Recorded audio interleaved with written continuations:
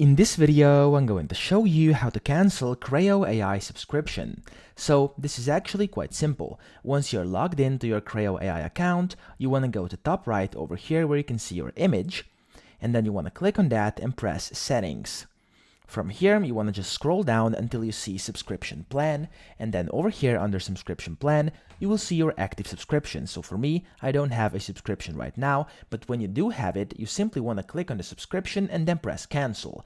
Now from there, you want to simply click decline offer if they offer you to kind of pause your subscription, and then once you've done that, you will have to select a reason for canceling. You can just press anything you want. A few things will pop up on your screen, and then you want to click next. And if you get another option to essentially pause your subscription, you want to click decline offer yet again, and then you will have to describe why you're leaving. Just put in a sentence like you don't need it anymore, or let's say it's something else, doesn't really matter. And then you want to click cancel subscription, and after that your subscription will be canceled, and you should see your screen that should look like this, which says subscription plan, no active subscription found. So that's pretty much it. I hope this video helped you out, and if it did, please subscribe to the channel and help me out as well.